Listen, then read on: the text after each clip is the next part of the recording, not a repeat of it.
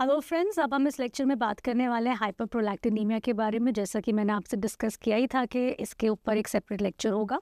तो हम शुरुआत करेंगे important pointers regarding prolactin hormone और कॉजेज ऑफ हाइपरप्रोलैक्टिनीमिया। हमें जो इंपॉर्टेंट कॉजेज याद रखने वाले हैं, specially reproductive age group women में जो मिल सकते हैं, उनके बारे में थोड़ा बात करेंगे। ज़्यादा इंपॉर्टेंट बात यह है कि भाई हाइपरप्रोलैक्टिनीमिया की वजह से रिप्रोडक्टिव फंक्शन कैसे अफेक्ट हो सकता है, ये समझने वाली बात है। एक बार वो समझ गए तो ये भी आइडिया लग जाएगा कि भाई तमाम कितनी different types of clinical presentation के अंदर हमें जो है हाइपरप्रोलैक्टिनीमिया आइडेंटिफाई होता है रिप्रोडक्टिव एज ग्रुप वुमेन में। तो उन क्लिनिकल प्रेजेंटेशंस के बारे में बात करेंगे और मोटा मोटा डिस्कस करेंगे कि अगर किसी भी क्लिनिकल सिचुएशन में किसी भी सिम्टम्स प्रोफाइल के तहत हमें अगर हाइपरप्रोलैक्टिनीमिया मिलता है तो हम फिर उसके आगे इवैल्यूएशन कैसे करते हैं। तो क्लिनिकल अप्रोच टू इवैल्यूएशन और एंड में example MCQ, specially clinical MCQs कुछ मैंने ढूंढे हैं जो हम डिस्कस करेंगे। तो चलिए शुरू करते हैं।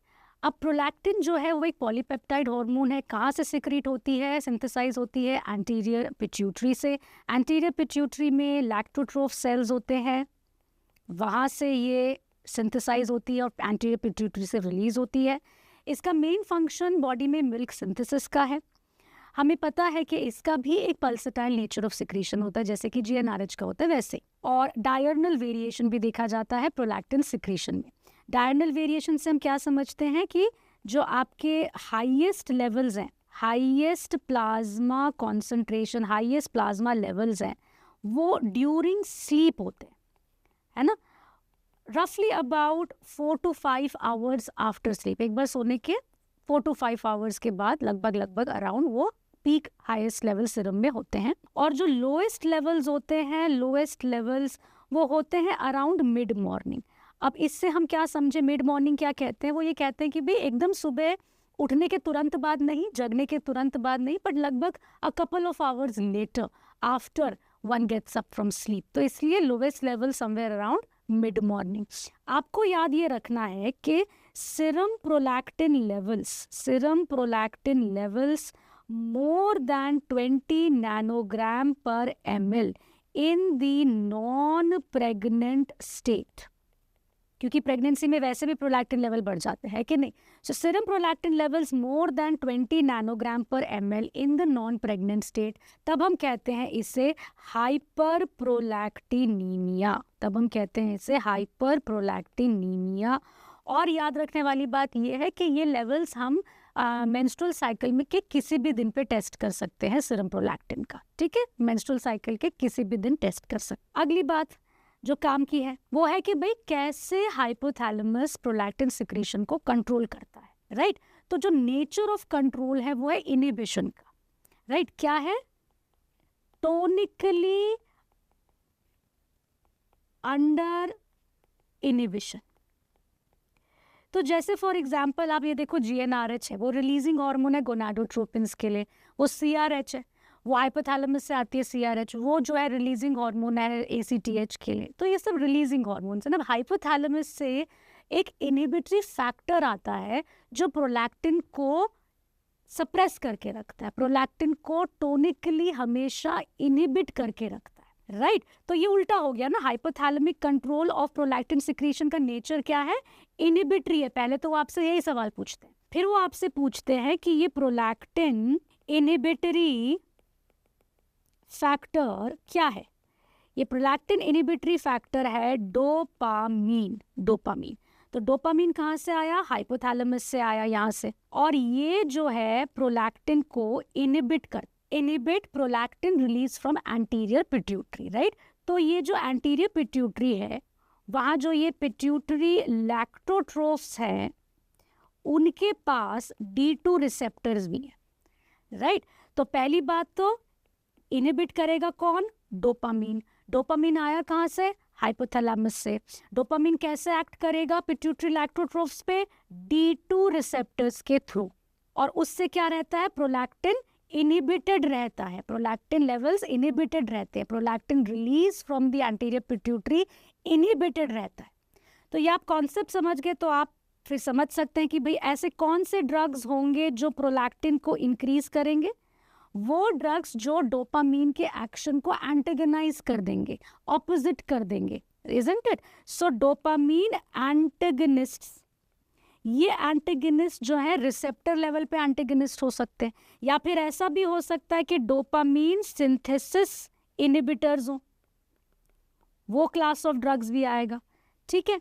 फिर आप ये भी समझ सकते हैं कि भाई कौन से ड्रग्स होंगे जो प्रोलैक्टिन को डिक्रीज करेंगे, वो कौन से ड्रग्स होंगे, वो ऐसे होंगे जो डोपामीन की तरह एक्ट करते हैं, dopamine agonist group of drugs होंगे वो, जो प्रोलैक्टिन लेवल्स को डिक्रीज करेंगे, राइट। अब जैसे आप समझे, मैंने कहा कि ये टोनिकली जो है वो इनहिबिशन के अंदर रहता है, टोनिकली इनहिबिशन के अंदर रहता है।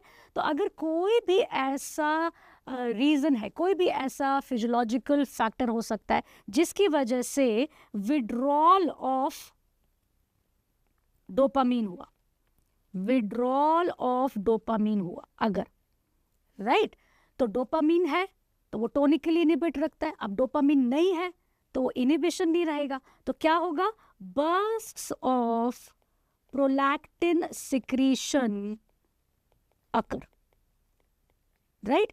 तो ये एक बेसिक कॉन्सेप्ट है जिसको अगर आप समझेंगे तो आसान हो जाता है क्या समझना, कॉजेज ऑफ हाइपरप्रोलैक्टिन, राइट। तो अगर हम कॉजेज ऑफ हाइपरप्रोलैक्टिनीमिया देखें तो इनको दो ब्रॉड कैटेगरीज में डिवाइड कर देते हैं, एक तो हो गया फिजियोलॉजिकल कॉजेज और एक हो गया पैथोलॉजिकल कॉजेज, राइट।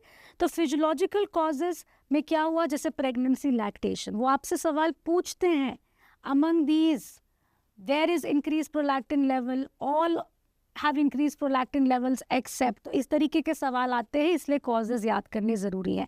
तो प्रेगनेंसी एंड लैक्टेशन, ये हमने बात जब हमने फिजियोलॉजी ऑफ लैक्टेशन करी थी वहाँ भी करी थी कि कैसे इन्फेंट सक्लिंग के थ्रू वाया थोरैसिक नर्व्स जो है वो सिग्नल ट्रांसमिट होता है to the hypothalamus, isn't it, we talked about this already. फिर निपल स्टिमुलेशन, वैसे निपल स्टिमुलेशन से भी क्या होगा, सेम जो आपके थोरैसिक नर्व्स है वहाँ से फिर जो है इम्पल्स ट्रैवल करेगा। फिर चेस्ट वॉल स्टिमुलेशन, अब जैसे चेस्ट वॉल स्टिमुलेशन किस कॉन्टेक्स्ट में हो सकता है, जैसे कि बर्न्स या herpes infection of the chest wall, उसमें भी सेम थोरैसिक नर्व्स के थ्रू जो है स्टिमुलस ट्रैवल कर सकता है। स्लीप फिजियोलॉजिकल कॉज, जैसे मैंने बताया, जिसमें प्रोलैक्टिन लेवल्स ज़्यादा होते हैं। Stress can affect dopamine levels, exercise can also lead to increase prolactin levels, and coitus, coitus particularly intercourse, particularly orgasm, उसके टाइम पे जो है प्रोलैक्टिन लेवल्स जो है एलिवेट हो सकते हैं। तो अगर आप मोटा मोटा देखो, ये जो फिजियोलॉजिकल कॉजेज है ना, इनके साथ क्या होगा कि ये ट्रांजिएंटली इंक्रीज करेंगे लेवल्स को, तो जब तक लैक्टेशन चल रहा है, जब तक प्रेगनेंसी चल रही है, तब तक ही आपके प्रोलैक्टिन लेवल्स एलिवेटेड रहते हैं, बाद में नॉर्मलाइज हो जाते हैं, जैसे स्ट्रेस हो गया या स्लीप हो गया या कोइटस हो गया। ये सारे के सारे जो फिजियोलॉजिकल कॉजेज हैं ये एपिसोडिक ट्रांजिएंट इंक्रीज ही तो करेंगे प्रोलैक्टिन लेवल्स में, transient increase in prolactin levels, and it will not be associated with any pathological science और सिम्टम्स, है ना। कोई ऐसे पैथोलॉजिकल साइंस एंड सिम्टम्स या पैथोलॉजिकल क्लिनिकल प्रेजेंटेशन जनरली नहीं आएगी अगर फिजियोलॉजिकल कॉज होगा तो, राइट। तो अब हम बात करते हैं पैथोलॉजिकल कॉजेज की। तो ड्रग्स, सबसे पहले आपको हमेशा सोचने चाहिए कि ड्रग्स हो सकते हैं, पेशेंट कोई ड्रग ले रहा हो, कौन से कॉमन ड्रग्स हम याद रखेंगे। देखिए आपकी फार्माकोलॉजी में बड़ी लंबी लिस्ट है ड्रग्स दैट कॉज हाइपरप्रोलैक्टिनीमिया, वो लिस्ट अच्छी बात है याद है तो, वरना एंटीसाइकोटिक ग्रुप ऑफ ड्रग्स जैसे फिनोथाइजीन, मेटोक्लोप्रोमाइड, ये भी डोपामीन एंटेगनिस्टिक ड्रग्स है, opiates, anti depressants like amitriptyline, right. So these are the broad types of drugs जिनकी वजह से हाइपरप्रोलैक्टिनीमिया होता है। प्राइमरी हाइपोथायरॉयडिज्म, अब अगर प्राइमरी हाइपोथायरॉयडिज्म है तो उसमें इंक्रीज इन TSH लेवल्स होता है, उसमें इंक्रीज इन TRH लेवल्स होता है, thyrotropin releasing hormone. So this increase in TRH, this can directly stimulate, ये डायरेक्टली स्टिमुलेट कर सकता है प्रोलैक्टिन रिलीज को फ्रॉम एंटीरियर पिट्यूटरी, तो इस वजह से हाइपरप्रोलैक्टिनीमिया होता है। इसके अलावा प्रोलैक्टिनोमास, अब प्रोलैक्टिनोमास क्या है, प्रोलैक्टिनोमास है यहाँ ट्यूमर एंटीरियर पिट्यूटरी में, और वही नहीं ये एडिनोमास है वैसे तो, लेकिन they are prolactin secreting adenomas, these are prolactin secreting pituitary adenomas, ठीक है। अब इसके अलावा चलो ये तो खैर प्रोलैक्टिन सिंथेसाइज ही कर रहे हैं, ये तो प्रोलैक्टिनोमास ही हैं, ये तो बना रहे हैं, रिलीज कर रहे हैं, सिंथेसाइज कर रहे हैं प्रोलैक्टिन। बट और हाइपोथैलेमिक और पिट्यूटरी ट्यूमर्स भी हो सकते हैं जो कि खुद से तो प्रोलैक्टिन नहीं सिक्रीट कर रहे, लेकिन सपोज करो यहाँ पे एक ट्यूमर यहाँ है पिट्यूटरी स्टॉक में, या ट्यूमर यहाँ कहीं आसपास है, या यहाँ हाइपोथैलेमस में ट्यूमर है ना। तो बेसिकली इस तरीके से ट्यूमर लोकेटेड है, इस तरीके से ट्यूमर का साइज है कि वो कंप्रेस कर रहा है पिट्यूटरी स्टॉक को।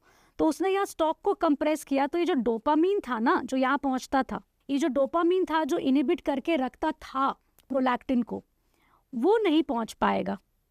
तो अगर आपका ये पिट्यूटरी स्टॉक कंप्रेशन हो जाए, राइट, तो उससे क्या होगा, जो डोपामीन प्रोलैक्टिन को इनहिबिट करके रखता था वो पहुंच नहीं पाएगा, और उसकी वजह से फिर क्या हो जाएगा, प्रोलैक्टिन लेवल्स एलिवेट हो जाएंगे। सो हाइपोथैलेमिक एंड पिट्यूटरी ट्यूमर्स भी हो सकते हैं। इसके अलावा chronic renal failure, chronic liver disease, ये भी ऐसी कंडीशंस हैं जहाँ पे इंक्रीज प्रोलैक्टिन लेवल्स देखे जाते हैं। क्यों? क्योंकि ये कंडीशंस क्या करती हैं, decrease in prolactin clearance from the circulation, decrease in prolactin clearance from the circulation. अब हम बात करते हैं आगे कि हाइपरप्रोलैक्टिनीमिया रिप्रोडक्टिव फंक्शन को कैसे अफेक्ट करता है। कॉजेस तो कुछ भी हो सकते हैं जो हमने कॉजेस अभी देखे, उसके अलावा वो रिप्रोडक्टिव फंक्शन को कैसे अफेक्ट कर सकता है, ये समझने वाली बात है।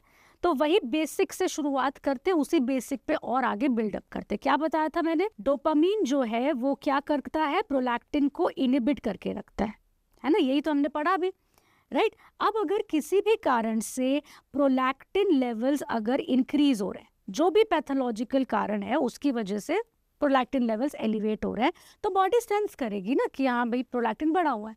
तो बॉडी का रिस्पॉन्स क्या हो गया कि भाई ये प्रोलैक्टिन बढ़ा हुआ है, इसको कम करो कम करो, right. So this increase prolactin ये एक सिग्नल भेजेगा किधर, हायर सेंटर्स पे, हाइपोथैलेमस में। तो हाइपोथैलेमस कैसे रिस्पॉन्ड करेगा, वो करेगा चलो भाई डोपामीन सिक्रीशन बढ़ा दो, क्योंकि पेरीफेरी में प्रोलैक्टिन बढ़ा हुआ है, इसको कम करना है, डोपामीन सिक्रीशन बढ़ा दो। ऐसे हमारी बॉडी होम्योस्टैसिस मेंटेन करने के लिए करती है। अब ये जो है प्रोलैक्टिन लेवल्स को करेक्ट कर पाएगा कि नहीं कर पाएगा वो और बात है, क्योंकि पैथोलॉजी तो वही है। तो अगर बहुत ज़्यादा प्रोलैक्टिन बढ़ा हुआ है तो ये बॉडी का जो एडजस्टमेंट है, हो सकता है वो प्रोलैक्टिन लेवल्स को नॉर्मल ना कर पाए, वो अलग बात है। लेकिन हमारे लिए क्या इंपॉर्टेंट हो गया कि ये जो इंक्रीज डोपामीन हुआ, उसी इंक्रीज डोपामीन ने एक और चीज को इनहिबिट किया। किसको इनहिबिट किया, पल्सेटाइल जीएनआरएच सिक्रीशन। अगर पल्सेटाइल जीएनआरएच सिक्रीशन इनहिबिट हो जाएगा तो फिर उससे गोनाडोट्रोपिन सिक्रीशन का क्या हो जाएगा, वो भी डिक्रीज हो जाएगा, डिक्रीज इन गोनाडोट्रोपिन सिक्रीशन। अब हमें एफएसएस चाहिए फॉलिकुलर ग्रोथ के लिए, हमें एलएच चाहिए ओव्यूलेशन के लिए, हमें फॉलिकल्स चाहिए, फॉलिकुलर ग्रोथ चाहिए ना हमें, ताकि ईस्ट्रोजन बने ओवरीज में। तो ये सब अफेक्ट हो सकता है। अब वो किस हद तक अफेक्ट होगा, किस हद तक रिप्रोडक्टिव फंक्शन अफेक्ट होगा, वो डिपेंड करता है कि भाई कितना सप्रेस हो रहा है GnRH secretion, what is the degree of GnRH suppression. So it will depend on the degree of GnRH suppression. उस पर डिपेंड करता, समझ लेते हैं थोड़ा सा। अब मान लीजिए कि भाई माइल्ड ही है सप्रेशन, बहुत ज़्यादा नहीं, माइल्ड सा ही सप्रेशन हुआ है। क्यों? क्योंकि माइल्डली एलिवेटेड लेवल्स हैं, 20 से 50 नैनोग्राम पर ml की रेंज में ही एलिवेटेड लेवल्स हैं। तो हो सकता है कि मेंस्ट्रुअल साइकिल में कोई दिक्कत आई ना, कोई ऐसे इरेगुलर साइकिल नहीं हो रही, कोई ऐसे बहुत खास डिस्टर्बेंस नहीं हो रहा, ज़्यादा से हद तक जो है शॉर्ट साइकिल्स हो रही हैं, या फिर कोई मेंस्ट्रुअल साइकिल की कोई दिक्कत नहीं आ रही, या फिर सिर्फ साइकिल्स की लेंथ शॉर्ट हो गई है, ये हो सकता है ज़्यादा से ज़्यादा। या फिर अगर मान लीजिए मॉडरेट डिग्री ऑफ सप्रेशन हो जाए, यानी कि जो है लेवल्स और एलिवेटेड हो, जनरली ये 50 से 100 नैनोग्राम पर ml की रेंज में होता है, तो ऐसा देखा जाता है कि भाई और सप्रेशन हो गया तो अब आ रहा है पेशेंट को ओलिगोमिनोरिया, डिलेड साइकिल्स हो रही हैं, या फिर एमिनोरिया हो गया है, राइट। तो बेसिकली एनओव्यूलेटरी साइकिल्स होने लगेंगी उसको। तो एनओव्यूलेटरी पैटर्न ऑफ ब्लीडिंग भी हो सकता है कि भाई डिलेड साइकिल आ रही है, फिर उसके बाद हैवी ब्लीडिंग भी हो सकती है। तो इस तरीके के कई प्रकार के मेंस्ट्रुअल डिस्टर्बेंसेस आ सकते हैं। और अगर मान लीजिए सीवियर हो गया है हाइपरप्रोलैक्टिनीमिया, इस हद तक है कि भाई ये मोर देन 100 नैनोग्राम पर ml के लेवल जा रहे हैं, बिल्कुल सीवियरली जो है सप्रेस हो रही है GnRH का पल्सेटाइल सिक्रीशन काफ़ी सप्रेस हो गया, इतना सप्रेस हो गया कि भाई फॉलिकल ग्रोथ ही नहीं हो पा रही ढंग से, ईस्ट्रोजन डेफिशिएंसी होने लगी है। बताओ, तो फिर आ जाएंगे ईस्ट्रोजन डेफिशिएंसी सिम्टम्स, उसको फिर फ्रैंक हाइपोगोनाडिज्म के सिम्टम्स आने लगेंगे, उसे कहेंगे हाइपोगोनाडिज्म, इतना सप्रेस हो गया कि हाइपोगोनाडिज्म होने लगे, राइट। तो आप देखो कि भाई बड़े वैरायटी ऑफ क्लिनिकल प्रेजेंटेशंस हो सकते हैं जहां हम हाइपरप्रोलैक्टिनीमिया को आइडेंटिफाई करते हैं। अब पेशेंट हमारे पास आ सकती है कई प्रकार के मेंस्ट्रुअल साइकिल डिस्टर्बेंसेस के साथ, जैसे कि अभी डिस्कस किया।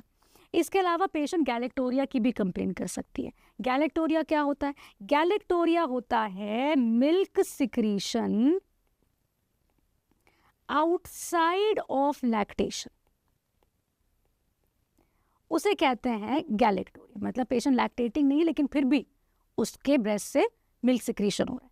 डिलेड प्यूबर्टी, अब मान लीजिए कोई भी पैथोलॉजी है, जो भी पैथोलॉजी है जिसकी वजह से प्रोलैक्टिन बढ़ रहा है, वो उस दौरान हो रहा है जब पेशेंट का प्यूबर्टल एज ग्रुप चल रहा है, और वहाँ पे फिर उसको इतना हो गया कि भाई ईस्ट्रोजन डेफिशिएंसी, हाइपोगोनाडिज्म तो हो जाएगी उसको डिलेड प्यूबर्टी फिर, राइट। एनोव्यूलेटरी इनफर्टिलिटी, कई बार हमारे पास पेशेंट्स इनफर्टिलिटी के साथ आते हैं, हम उनमें एनोव्यूलेशन देखते हैं, फिर हम देखते हैं कि भाई इसका रीज़न तो इंक्रीज प्रोलैक्टिन है, तो एनोव्यूलेटरी इनफर्टिलिटी हो सकता है। हर्सुटिज्म, पेशेंट को हर्सुटिज्म की शिकायत भी हो सकती है। ये देखिए आप नोट कीजिए कि जो एक्सेस प्रोलैक्टिन होता है ना, जो एक्सेस प्रोलैक्टिन होता है वो क्या कर सकता है? Increase adrenal gland production of androgens, increase adrenal gland production of androgens भी करवा सकता है, क्योंकि प्रोलैक्टिन रिसेप्टर्स होते हैं, prolactin receptors have been found on adrenal glands also, जिसके चलते एक्सेस प्रोलैक्टिन के रिस्पॉन्स में कभी कभी increase adrenal gland androgen production भी हो सकता है, जिससे वुमन को हर्सुटिज्म की शिकायत भी हो सकती है। तो अब वो इन वेराइटी ऑफ क्लिनिकल प्रेजेंटेशंस के साथ आ सकती है। ये क्लिनिकल प्रेजेंटेशन साथ में भी हो सकते हैं, मतलब मल्टीपल कंप्लेंट्स हो सकते हैं उस पेशेंट की, या सिर्फ एक कंप्लेंट हो सकती है।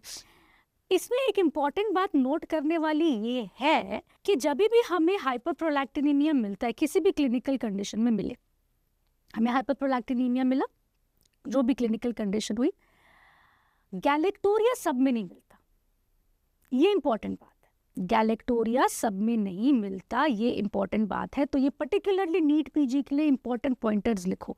व्हेन देयर इज हाइपरप्रोलैक्टिनीमिया,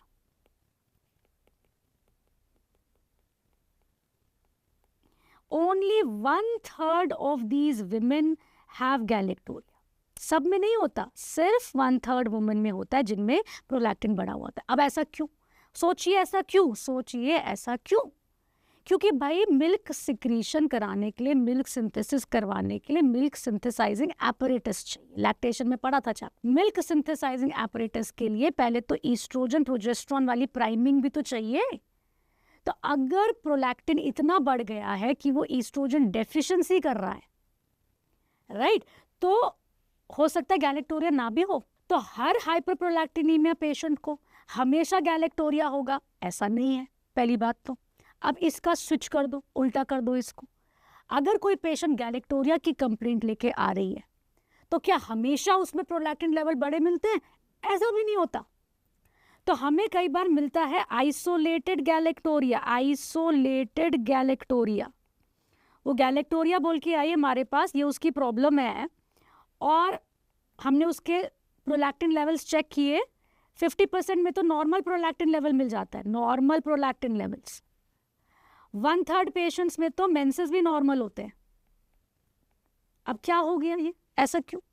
ऐसा इसलिए हो सकता है पॉसिबली कि कोई एक ऐसा ट्रिगर रहा होगा जिसने प्रोलैक्टिन इंक्रीज किया, फिर उसके बाद जो है ट्रिगर कर दिया गैलेक्टोरिया। जैसे सकलिंग में ट्रिगर हो जाता है ना मिल्क सिक्रीशन, वैसे ही तो ये गैलेक्टोरिया ट्रिगर हो गया, और उसके बाद फिर वो जो भी ट्रिगर फैक्टर था वो रिजॉल्व हो गया, लेकिन गैलेक्टोरिया परसिस्ट कर रहा है। तो ऐसा भी होता है कभी कभी, राइट। अब एक और पॉइंटर लिखो फिर। अब पॉइंटर ये है कि मान लीजिए उसको, पेशेंट को है एमिनोरिया भी है पेशेंट को, प्लस गैलेक्टोरिया भी है पेशेंट को, है ना, और साथ में इंक्रीज प्रोलैक्टिन लेवल्स भी है, साथ में इंक्रीज प्रोलैक्टिन लेवल्स भी है।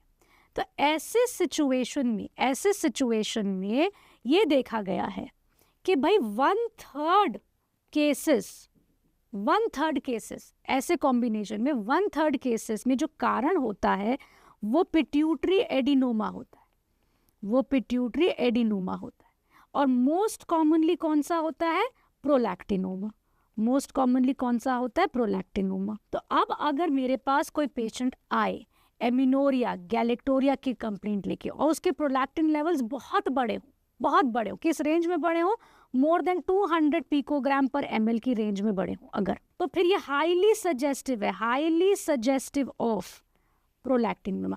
तो मैं प्रोलैक्टिनोमा के बारे में बहुत सस्पिशियस हो जाऊंगी कि भाई सिम्टम्स भी इतने सीवियर हैं, एमिनोरिया हो गया, गैलेक्टोरिया भी आ रहा है साथ में, प्रोलैक्टिन लेवल्स भी बहुत हाईली एलिवेटेड है, then I think about prolactin. ये इंपॉर्टेंट बात याद रखिए आप।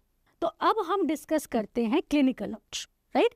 तो जो भी हमारे पास पेशेंट आया, किसी भी सिम्टम कंप्लेंट के साथ आया और हमने देखा कि भाई उसको हाइपरप्रोलैक्टिनीमिया है, तो हम आगे फिर कैसे इवैल्यूएट करेंगे? तो पहले तो भाई उसकी थरो मेंस्ट्रुअल हिस्ट्री लेनी पड़ेगी कि भाई प्रॉब्लम क्या है उसको, सिर्फ कोई मेंस्ट्रुअल डिस्टर्बेंस है भी कि नहीं, एमिनोरिया है क्या, या एनोवुलेटरी साइकिल्स की हिस्ट्री है क्या, पेशेंट अभी कंसीव करना चाहती है या पेशेंट एक्चुअली कंसीव करने की कोशिश कर रही है बट नहीं कर पा रही, इनफर्टिलिटी है क्या, तो इस तरह की thorough menstrual history. Then we have to look for galactorrhoea. Patient आगे से बोल सकती है कि मेरे को ब्रेस्ट से डिस्चार्ज हो रहा है, मिल्क डिस्चार्ज हो रहा है, कभी कभी नहीं भी बताते या बोलेंगे कि भी कुछ डिस्चार्ज हो रहा है ऐसे ना।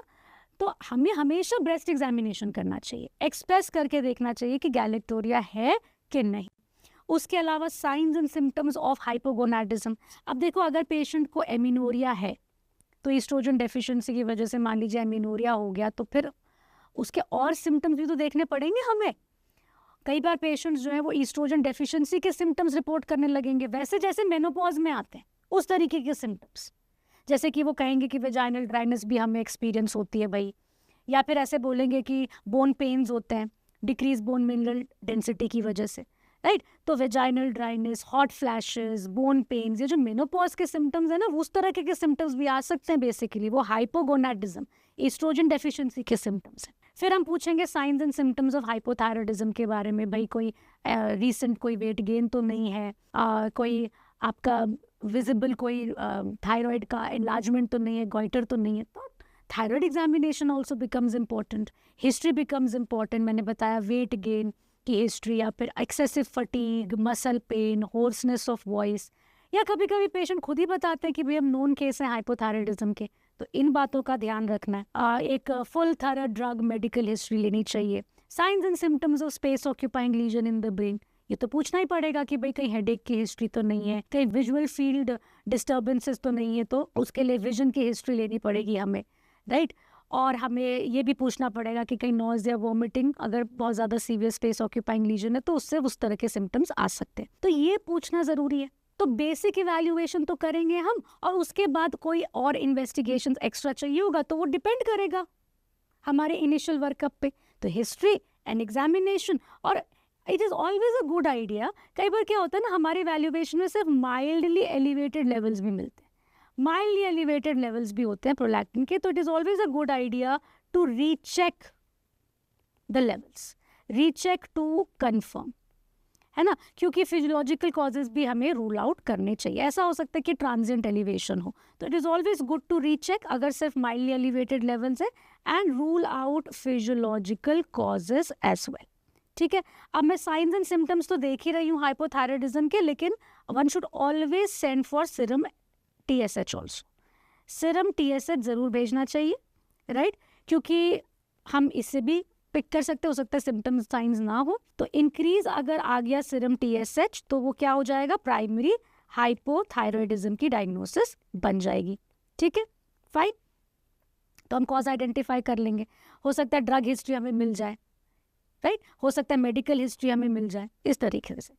फिर मान लीजिए अगर आपने पूरा सारा थरा इवैल्यूएशन करा शुरू का बेसिक, और TSH भी आपका नॉर्मल आ गया, कोई आपको अदर कोई ऑब्वियस कॉज नहीं दिख रहा हमें, नो अदर ऑब्वियस कॉज, और फिर भी जो है परसिस्टेंटली इंक्रीज प्रोलैक्टिन लेवल्स हैं, तो ऐसे सिचुएशंस में भाई MRI ब्रेन तो करना बनेगा ना, हम कम से कम ट्यूमर तो रूल आउट करेंगे। हो सकता है ट्यूमर के सिम्टम्स ना आ रहे हो स्पेस ऑक्यूपाइंग लीजन वाले, तो MRI ब्रेन ज़रूर करना चाहिए to rule out tumour, before saying कि भाई सब कुछ ठीक है और कोई दिक्कत नहीं, तो ये करना चाहिए। अब जाहिर सी बात है, अगर उसको साइंस एंड सिम्टम्स हैं ऑफ स्पेस ऑक्यूपाइंग लीजन, आगे से आके साइंस एंड सिम्टम्स हैं, तो फिर तो बनता ही है MRI brain to rule out tumour. तो ये हो गया about evaluation. So basic workup, basic pointers you need to remember, right. अब हम बात करेंगे मैनेजमेंट ऑफ हाइपरप्रोलैक्टिनीमिया की। तो इसमें दो तरीके से हो गया, हमें कई बार कॉज मिल जाएगा तो हम ट्रीटमेंट ऑफ कॉज करेंगे, और कई बार ऐसा हो सकता है कि भाई हमें सिर्फ ट्रीटमेंट ऑफ सिम्टम्स करना पड़े, राइट। तो ट्रीटमेंट ऑफ कॉज और ट्रीटमेंट ऑफ सिम्टम्स। अब जैसे फॉर एग्जांपल अगर हाइपोथायराइडिज्म हमने आइडेंटिफाई कर लिया तो हम ट्रीट करेंगे हाइपोथायराइडिज्म को। सो ट्रीटमेंट ऑफ हाइपोथायराइडिज्म है ना, कि भाई आप लीवोथायरॉक्सिन ट्रीटमेंट दीजिए जैसे आप देते हैं रिप्लेसमेंट, और जैसे आपके थायराइड हार्मोन लेवल जो है TSH और TRH लेवल्स नॉर्मलाइज हो जाएंगे तो फिर आपका हाइपरप्रोलैक्टिनीमिया भी करेक्ट हो जाएगा। और अगर मान लीजिए पेशेंट कोई ऐसा ड्रग ले रही है जिसकी वजह से उसे हाइपरप्रोलैक्टिनीमिया हो रहा है, तो हम कोशिश करेंगे भाई उसके फिजिशियन से पूछेंगे जिसने उसे ड्रग स्टार्ट करा है, तो फिजिशियन कंसल्टेशन चाहिए होगी कि भाई ये ड्रग हमें डिसकंटिन्यू करना है या चेंज करना है, क्या ऑप्शन है, क्या इसे स्टॉप करके चेंज कर सकते हैं या स्टॉप ही कर सकते हैं all together, right. So we can stop और चेंज द ऑफेंडिंग ड्रग। अब कई बार ऐसे होगा कि भाई मे बी वो अपने जैसे फॉर एग्जांपल एंटीसाइकोटिक्स ले रही हो और वो स्टॉप करना ऑप्शन ना हो उसके लिए, राइट।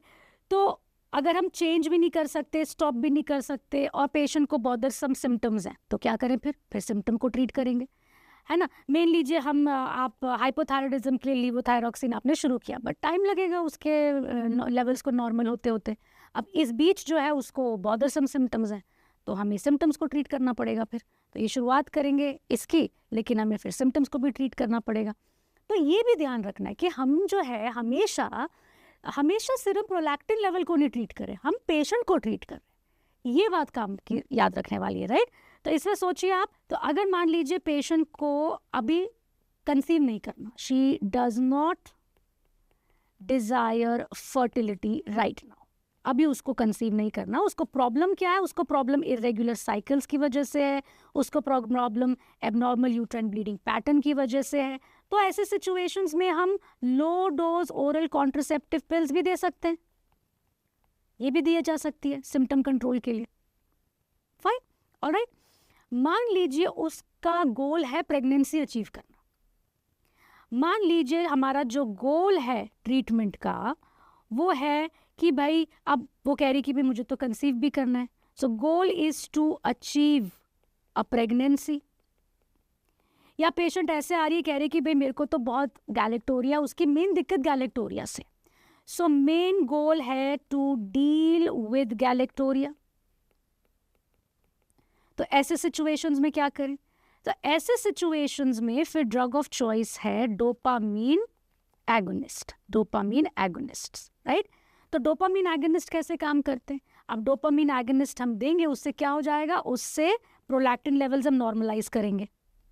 तो प्रोलैक्टिन लेवल्स जब डिक्रीज करेंगे, नॉर्मलाइज करेंगे, तो पहले जब हाई थे तो उन्होंने सप्रेस करके रखा हुआ था GnRH को, अब हमने नॉर्मलाइज कर दिया तो सप्रेशन हट गया, right. So they are going to decrease the suppression on GnRH जो था पहले वो लिफ्ट ऑफ हो गया, लिफ्टेड ऑफ, राइट। तो उस वजह से क्या हो जाएगा, अब ओव्यूलेशन रिज्यूम हो जाएगा। अब जब ओव्यूलेशन रिज्यूम हो जाएगा तो फिर उसकी साइकिल्स भी रेगुलर हो जाएंगी, फिर उसकी फर्टिलिटी भी रिज्यूम हो जाएगी। तो ये इसका ये लॉजिक है। अब प्रोलैक्टिन लेवल्स नॉर्मलाइज जब होंगे तो उसका गैलेक्टोरिया भी टैकल हो जाएगा, गैलेक्टोरिया भी रिजॉल्व हो जाएगा। तो ये मकसद है ना। तो जब गोल ऑफ ट्रीटमेंट है प्रेगनेंसी अचीव करना, जब गोल ऑफ ट्रीटमेंट है गैलेक्टोरिया से डील करना, तो ड्रग ऑफ चॉइस क्या है, डोपामीन एगोनिस्ट, राइट। ठीक है, अब आपको कौन से दो डोपामीन एगोनिस्ट पता है, आपको पता है कैबागोलिन और आपको पता है ब्रोमोक्रिप्टीन, ठीक है। अब दोनों में से हम लोग क्या प्रेफर करते हैं, कैबागोलिन, दिस इज प्रेफरेबल। चाहे पेशेंट को प्रेगनेंसी अचीव करनी हो, चाहे गैलेक्टोरिया ट्रीट करना हो, हम प्रेफर करते हैं कैबागोलिन। तो पहले होता था कि भाई कैबागोलिन का डेटा कम था, अब जो है सेफ्टी डेटा है। So women who are trying to get pregnant, right, उन विमेन में भी अगर हमें डोपामिन एगोनिस्ट देने हैं ट्रीटमेंट के लिए, तो हम कैबरगोलिन प्रेफर कर सकते हैं. It is also safe, right. और प्रेफर करने का रीज़न क्या है? बेटर साइड इफेक्ट प्रोफाइल और ट्वाइस वीकली डोजिंग दे पाते हैं हम. ठीक है, तो साइड इफेक्ट प्रोफाइल बेटर है as compared to bromocriptine. Bromocriptine हमें डेली डोसेज में देना पड़ता है, कैबरगोलिन हम ट्वाइस वीकली डोजिंग में दे सकते हैं. जनरली हम शुरुआत 0.25 मिलीग्राम से करते हैं twice weekly. 0.25 milligram twice weekly देना रहता है. उसके बाद इसको हमें टाइट्रेट करना रहता है. We can increase it about 0.25 milligram से हम इसको इंक्रीज कर सकते हैं. तो वीकली हम टाइट्रेट करते हैं, वीकली वी टाइट्रेट. तो क्लोजली देखना पड़ता है डोज शुरू करके, फिर सीरम प्रोलैक्टिन चेक करना पड़ता है, फिर देखना पड़ता है लेवल्स कम हो रहे हैं कि नहीं, फिर इस तरीके से डोज टाइट्रेट करते हैं हम. मैक्सिमम हम 1 मिलीग्राम ट्वाइस वीकली तक जाते हैं, right. Maximum 1 milligram twice weekly तक जाते हैं. अब अगर हम एक फार्मा और गायनिका को एक इंटीग्रेशन करें, तो कैबरगोलिन के साथ एक और स्पेसिफिक साइड इफेक्ट है which is hypertrophic valvular heart disease. Valvular heart disease, right, ये कंसर्न होता है. ठीक है, लेकिन क्या है कि हम जिस कॉन्टेक्स्ट में कैबरगोलिन को यूज़ कर रहे हैं, हमारा कॉन्टेक्स्ट क्या है? Reproductive age group women, young otherwise healthy women, right, pregnancy achieve करने के लिए या गैलेक्टोरिया से डील करने के लिए, है ना. तो हमारी जो इंडिकेशन होती हैं वो वैसे भी ट्रांजिएंट होती हैं. हमें बहुत लंबे समय तक देना नहीं कैबरगोलिन, और हमें बहुत ज़्यादा डोसेजेस में भी नहीं देना, राइट. तो इसलिए हमारे लिए cabergoline quite safe, quite preferable, quite commonly used. ठीक है, चलिए आगे बढ़ते हैं और बात करते हैं प्रोलैक्टिनोमास की. अब ये जो प्रोलैक्टिनोमास हैं, ये वैसे तो आप मेडिसिन और सर्जरी में पढ़ते हो. ठीक है, मैं ब्रॉडली आपको थोड़ा सा डिस्कस करूंगी कि भाई जब भी प्रोलैक्टिनोमास है, जाहिर सी बात है न्यूरोसर्जिकल कंसल्ट चाहिए होगा हमें. हमने आइडेंटिफाई कर लिया अपनी ओपीडी में, लेकिन पेशेंट का प्रोलैक्टिनोमा है, neurosurgical consult will be needed, right. हमें चेक करना पड़ेगा विजुअल फील्ड डिफेक्ट्स के लिए भी, राइट. अब ये प्रोलैक्टिनोमास या तो माइक्रो एडिनोमास हो सकते हैं, या तो ये मैक्रो एडिनोमास हो सकते हैं. मैक्रो एडिनोमास हो सकते हैं. मैक्रो एडिनोमास क्या होते हैं? जब साइज जो है मोर देन 10 mm होता है. मोर देन 10 mm यानी कि 1 centimetre, more than 10 mm size होता है. अब चाहे वो माइक्रो एडिनोमास सिम्प्टोमेटिक हो या फिर वो मैक्रो एडिनोमास हो, जो भी है, they generally start with the medical treatment first. वो मेडिकल ट्रीटमेंट से शुरुआत करते हैं जिसमें ड्रग ऑफ चॉइस है वही dopamine agonist. Dopamine agonists are the drug of choice, right. They will shrink the size of the tumour also, right, and वो reproductive function के साथ भी इम्प्रूव करेंगे, right. So medical treatment is the treatment of choice to start with. और surgical treatment जो है वो उसके इंडिकेशंस है. वो सर्जिकल ट्रीटमेंट जनरली कैसे करेंगे? मान लीजिए परसिस्टेंट विजुअल फील्ड डिफेक्ट्स है, तो उसके चलते भाई विजन कॉम्प्रोमाइज हो जाएगा, हमें सर्जिकल करना पड़ेगा, रिमूवल. या फिर ऐसा सिचुएशन हो कि patient is not responding to drug treatment, so unresponsiveness to medical treatment. तो ये दो मोटी मोटी कंडीशंस हैं या सिचुएशंस हैं जब फिर सर्जिकल ट्रीटमेंट की बात सोची जाती है, राइट. अब ये तो खैर beyond the scope of gynae हो जाएगा. तो मोटा मोटा यहाँ पे याद रखिए कि अगर मान लीजिए अनरिस्पॉन्सिव टू मेडिकल ट्रीटमेंट है, तो हम फिर ये सोचने लग जाते हैं क्या वाकई में ये प्रोलैक्टिनोमा है, क्या ये प्रोलैक्टिन सिक्रीट कर भी रहा है, क्योंकि फिर वरना डोपामिन एगोनिस्ट क्यों नहीं काम कर रहे वरना. तो हम सोचने लग जाते हैं कि क्या पॉसिबिलिटी है it can be a non functioning adenoma. May be adenoma है बट शायद कहीं प्रोलैक्टिन सिक्रीट नहीं कर रहा. नॉन फंक्शनिंग एडिनोमा तो नहीं, इसका हमें डाउट होने लगा अगर रिस्पॉन्स नहीं आ रहा मेडिकल ट्रीटमेंट के लिए, राइट. मोटा मोटा एंड डिटेल आप प्रोलैक्टिनोमास की सर्जरी एंड मेडिसिन में पढ़ते हैं. तो विद दिस अब हम ये लेक्चर यहाँ पे हाइपरप्रोलैक्टिनीमिया का फिनिश ऑफ करते हैं. मेनली आपको जो है बेसिक फिजियोलॉजी अंडरस्टैंडिंग के रिप्रोडक्टिव फंक्शन कैसे अफेक्ट होता है और क्या सिम्टम्स आ सकते हैं, और मोटा मोटा इवैल्यूएशन के बारे में आपको पता होना चाहिए, राइट. तो चलिए कुछ एग्जांपल एमसीक्यूज देखें. First question, clinical complaints in women with hyperprolactinemia include all except. तो ओलिगोमेनोरिया हो सकता है, हाँ हो सकता है. इनफर्टिलिटी की कंप्लेंट आ सकती है, हाँ आ सकती है. वेट लॉस, अब अगर हाइपोथायरॉयडिज्म के साथ एसोसिएटेड है, एनोव्यूलेटरी साइकिल्स के साथ एसोसिएटेड है, तो वेट गेन के साथ आएगी, वेट लॉस तो लेस लाइकली लग रहा है। और ये रिड्यूस वर्टिब्रल बोन डेफिशिएंसी, ये ईस्ट्रोजन डेफिशिएंसी की वजह से हो सकता है ना, रिड्यूस्ड वर्टिब्रल बोन डेंसिटी, ये हाइपोगोनाडिज्म की वजह से हो सकता है। अगर इतना सीवियर हो तो ये तो हो ही सकता है। तो आंसर क्या है यहाँ पे? Weight loss, right? So all except weight loss. Next question, 28-year-old athlete comes to OPD with irregular cycles. उसको bilateral breast discharge भी है for last 4 months, right? No history of weight gain, muscle ache, excessive fatigue, hoarseness of voice. तो basically symptoms तो नहीं है hypothyroidism के। Clinical examination में galactorrhoea भी है। She is also taking metoclopramide for GERD, तो ये ड्रग हिस्ट्री भी मिल गई हमें। Random serum prolactin level is 65 nanogram पर ml, तो बहुत ज़्यादा एलिवेटेड नहीं है, माइल्डली एलिवेटेड लेवल्स हैं। मोस्ट लाइकली कॉज क्या है? अब हाइपोथायरॉयडिज्म इस पेशेंट की हिस्ट्री से तो नहीं लग रहा, लेकिन हाँ मैं ज़रूर सीरम TSH चेक करके देखना चाहूँगी, पर फिर अभी तो नहीं लग रहा most likely. Pituitary adenoma, pituitary adenoma के कोई symptoms of space occupying lesion वगैरह दिए नहीं है, और इतना कोई बहुत ज़्यादा एलिवेटेड सीरम प्रोलैक्टिन लेवल भी नहीं है, तो पिट्यूटरी एडिनोमा हो सकता है, लेकिन मैं अभी अपना आंसर साइड में रिजर्व कर। एक्सरसाइज के साथ क्या है कि भाई ये एथलीट है, राइट? अब इसके जो सिम्टम्स हैं वो लास्ट 4 मंथ से ही आए हैं सिर्फ, राइट? और एक्सरसाइज से भी ट्रांजिएंट इंक्रीज हो सकता है, मैं डिनाई नहीं कर रही हूँ, लेकिन जो सिम्टम्स हैं वो सिर्फ 4 महीने से आए हैं। रिसेंटली ये मेटोक्लोप्रोमाइड भी खा रही है, तो when you connect the dots तो पॉइंटर ज़्यादा फेवर में किसके हैं? Drug intake. तो most likely explanation is metoclopramide, right? Maybe that is the reason. तो हम ड्रग चेंज करके, ड्रग स्टॉप करके देख सकते हैं, राइट? तो एक्सरसाइज नहीं और पिट्यूटरी एडिनोमा भी आंसर नहीं बनेगा मोस्ट लाइकली एक्सप्लेनेशन का। ऑलराइट, तो इस तरीके के क्लिनिकल क्वेश्चंस आपसे पूछे जा सकते हैं। Next question, 30-year-old woman has come with complaint that her cycles have become unpredictable for past 1 year। तो अनप्रेडिक्टेबल हो गए मतलब इरेगुलर हो गए होंगे। She is also reporting galactorrhoea, तो menstrual disturbance, galactorrhoea. On further questioning she mentions that she has difficulty driving as she has to turn her head every time to see the rear view mirror. कहने का मतलब यह है कि पूरी गर्दन घुमा के देखना पड़ता है, जब भी रेयर व्यू मिरर आपको पीछे देखना रहता है, उसको पूरा गर्दन घुमाना पड़ता है। तो क्या आप इससे क्या अंदाजा लगा सकते हो इस हिस्ट्री से?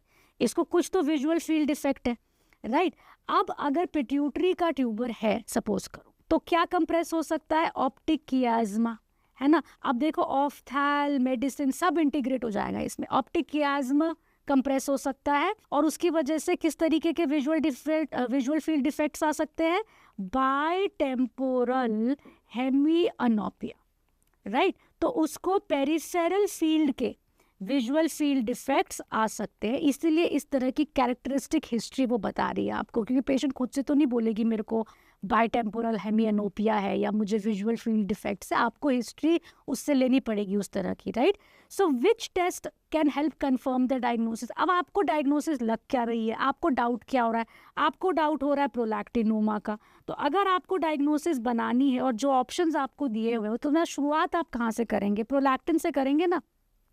जाहिर सी बात है हाइपरप्रोलैक्टिनीमिया की वजह से उसको FSH लेवल लो मिल सकते हैं, पर FSH लेवल लो के बाद आप फिर वहीं खड़े हो जाओगे। अभी आपको डायग्नोसिस बनानी प्रोलैक्टिनोमा की, तो शुरुआत फिर प्रोलैक्टिन से करेंगे, एलिवेटेड प्रोलैक्टिन लेवल्स। ऐसे पेशेंट में जिनमें प्रोलैक्टिन लेवल्स एलिवेटेड आएंगे, मैं TSH करना चाहूँगी, बिल्कुल करूँगी रूल आउट करने के लिए हाइपोथायरॉयडिज्म, लेकिन उससे मेरी डायग्नोसिस नहीं बनेगी अभी, राइट? तो डायग्नोसिस किससे बनेगी? प्रोलैक्टिन से। So that is your answer, right? चलिए अब नेक्स्ट क्वेश्चन। अब जो नेक्स्ट क्वेश्चन है बेसिकली ये एक एक्स्ट्रा पॉइंटर क्वेश्चन है, specially for NEET PG, right? So which of the following statements is not true regarding prolactin secreting pituitary tumour during pregnancy, यानी कि regarding prolactinoma during pregnancy. Prolactinomas आप medicine surgery में पढ़ते हो, during pregnancy क्या important बात है वो लेट्स डिस्कस, राइट? तो क्योंकि प्रेगनेंसी में जो है इंक्रीज इन एस्ट्रोजन होता है प्रेगनेंसी में, तो उस एस्ट्रोजन के चलते क्या हो सकता है? प्रोलैक्टिन सिक्रीशन बढ़ सकता है, और जो प्रोलैक्टिनोमा है उसका साइज भी बढ़ सकता है, सकता है, ये रिस्क होता है। हमेशा ऐसा होगा ज़रूरी नहीं है, but there is a risk of increase in size of pituitary adenoma during pregnancy. ये स्टेटमेंट ट्रू है। अब प्रेगनेंसी शुड बी टर्मिनेटेड। अब भाई क्योंकि ये बढ़ सकता है इसलिए प्रेगनेंसी करनी ही नहीं चाहिए, या प्रेगनेंसी अब हो चुकी है तो भाई उस प्रेगनेंसी को टर्मिनेट कर दो, ये वाजिब बात नहीं है, क्योंकि सिर्फ रिस्क है इंक्रीज होने का, ज़रूरी नहीं है रिस्क, ज़रूरी नहीं है इंक्रीज हो। और अगर इंक्रीज होगा भी उससे कोई प्रॉब्लम आएगी वो भी ज़रूरी नहीं है, क्योंकि these are benign tumours, right. Pituitary adenoma कह रहे हैं हम। So pregnancy should be terminated, ये फॉल्स है स्टेटमेंट। हाँ ऑब्वियसली भाई आइडियली तो पहले अगर नोन केस है प्रोलैक्टिनोमा का तो पहले उसका ट्रीटमेंट होना चाहिए, उसके लेवल्स कंट्रोल होने चाहिए, उसका ट्यूमर श्रिंक होना चाहिए। आइडियल टाइम तो तभी है जब वो ट्रीट हो जाए फिर कंसीव करे, लेकिन अगर बाय चांस कंसीव हो गया है तो प्रेगनेंसी शुड बी टर्मिनेटेड, ये फॉल्स स्टेटमेंट है, इसलिए ये आंसर है, right. Next option, medical treatment should be stopped as soon as pregnancy is diagnosed. अब देखो अननेसेसरीली प्रेगनेंसी के दौरान ये जो डोपामिन एगोनिस्ट ड्रग्स है इनको अननेसेसरी यूज करने का कोई लॉजिक नहीं है, right. So these drugs should be stopped, है ना। Any unnecessary drug treatment not required. So medical treatment should be stopped as soon as pregnancy is diagnosed, ये भी ट्रू स्टेटमेंट है। जैसे हमने अगर मान लीजिए कैबरगोलिन किसी को स्टार्ट किया ना, women who is wanting to conceive, उसको अगर हमने डोपामिन एगोनिस्ट दिए टू हेल्प कंसीव, फिर अगर वो कंसीव कर लेती है तो हम भी उसका फिर ट्रीटमेंट बंद कर देते हैं। There is no need to unnecessarily continue, right. Next statement, periodic checking of prolactin is of no benefit. अब कॉमन सेंस लगाओ, प्रेगनेंसी में ऑलरेडी प्रोलैक्टिन लेवल्स खुद से ही बढ़ने वाले हैं, राइट। तो अब अगर आप सोचो कि भी प्रोलैक्टिन लेवल मॉनिटर कर लेते हैं, देखते हैं कि प्रोलैक्टिनोमा बढ़ तो नहीं रहा, तो प्रोलैक्टिन लेवल मॉनिटर करते हैं, क्योंकि बढ़ेगा तो ज़्यादा प्रोलैक्टिन आएगा, उसका कोई फायदा नहीं है ना, क्योंकि प्रेगनेंसी में एनीवेज प्रोलैक्टिन लेवल्स एलिवेट होंगे। तो this is also a true statement. तो हम क्या करते हैं, हम करते हैं क्या कि भाई मेडिकल ट्रीटमेंट तो हम स्टॉप कर देते हैं, फिर हम देखेंगे मेडिकल ट्रीटमेंट कंटिन्यू करना है कि नहीं करना है, वो अलग बात है, राइट। तो हम क्या करते हैं, we watch over the symptoms, हम सिम्टम्स की मॉनिटरिंग करते हैं। हम पेशेंट से पूछते हैं कि भाई उसका फॉलोअप जब होता है एंटीनेटल, तो हम उससे हेडेक की कंप्लेंट के बारे में पूछते हैं, हम विजुअल फील्ड डिस्टर्बेंसेस के बारे में उससे पूछते हैं, राइट। मोटा मोटा हम ये उसके सिम्टम्स देखते हैं, राइट। अब अगर सिम्टम्स उसके आने लगे वापस से, तब एमआरआई भी जस्टिफाइबल है। देखो भाई कि साइज बढ़ रहा है कि नहीं बढ़ रहा, वो देखने लगे तो एमआरआई करना पड़ेगा, राइट। तो if symptoms are present then MRI brain is needed to see if tumor is growing in size, है ना। तो MRI भी हर पेशेंट में हमेशा करने की जरूरत नहीं होती है, it will depend on many factors. One is कि अगर सिम्टम आ गया तब तो डेफिनेटली देखना पड़ेगा कि MRI करके कि वो ट्यूमर इंक्रीज हो तो नहीं रहा है। और अगर ट्यूमर इंक्रीज हो रहा है, अगर पेशेंट को सिम्टम भी आ रहे हैं, right, tumour is increasing in size, है ना। अब उसके ऐसे सिम्टम्स आ रहे हैं कि भाई विजन कॉम्प्रोमाइज हो सकता है, हेडेक उसका बहुत सीवियर ऐसे हो रहा है, सो स्पेस ऑक्यूपाइंग लीजन के सिम्टम्स आने लगे, ट्यूमर भी बढ़ रहा है साइज में, then dopamine agonist treatment if needed can be restarted, it can be restarted in pregnancy, restart कर सकते हैं, राइट। एंड इस टाइम पे प्रेफरेबली फिर ब्रोमोक्रिप्टीन, अगर ऑलरेडी प्रेग्नेंट पेशेंट है या उसको प्रोलैक्टिनोमा का ट्रीटमेंट हमें प्रेगनेंसी में कंटिन्यू करना है, तो मोस्ट प्रेफर ब्रोमोक्रिप्टीन, बिकॉज ज़्यादा सेफ्टी डेटा इसका। तो ऐसे सिचुएशंस में मोस्टली प्रेफर ब्रोमोक्रिप्टीन, लेकिन ऐसा नहीं है कि ब्रोमोक्रिप्टीन के अलावा कैबागोलिन बिल्कुल कॉन्ट्राइंडिकेटेड है, कैबागोलिन कॉन्ट्राइंडिकेटेड नहीं है। दूसरी चीज़ याद रखिए, breast feeding is also not contraindicated in asymptomatic women. अगर वो एसिम्टोमेटिक है तो ब्रेस्ट फीडिंग आराम से करा सकती है। इनफैक्ट हम तो उसकी डोपामिन एगोनिस्ट थेरेपी को भी विदहोल्ड करके रखते हैं। Dopamine agonist therapy avoided until after breast feeding has stop. अब इसको थोड़ा समझो कि अगर वो एसिम्टोमेटिक है तो क्या दिक्कत है ब्रेस्ट फीडिंग कंटिन्यू कर ले, अननेसेसरी डोपामिन एगोनिस्ट क्यों दें एसिम्टोमेटिक वुमन को, तो अवॉइड कर सकते हैं। लेकिन अगर इस दौरान उसको सिम्टम आएंगे, उसको ट्यूमर साइज इंक्रीज होगा और हमारे न्यूरोसर्जिकल कंसल्ट में उनको लगेगा कि नहीं भाई इसको पेशेंट को तो ज़रूरत है देने की डोपामिन एगोनिस्ट तो देंगे भी फिर जरूरत पड़ेगी तो। But in general as long as asymptomatic कोई कॉन्ट्राइंडिकेशन नहीं है ब्रेस्ट फीडिंग की और डोपामिन एगोनिस्ट की अननेसेसरी जरूरत नहीं है, राइट। तो अब ये एक्स्ट्रा पॉइंटर भी कवर हो गया, प्रोलैक्टिनोमास ड्यूरिंग प्रेगनेंसी, ठीक है। अब with this we finish off the lecture. Remember most important pointers, hyperprolactinaemia के basics, causes and basics of clinical evaluation. Itna if you understand and remember, you can attempt most questions. Thank you so much.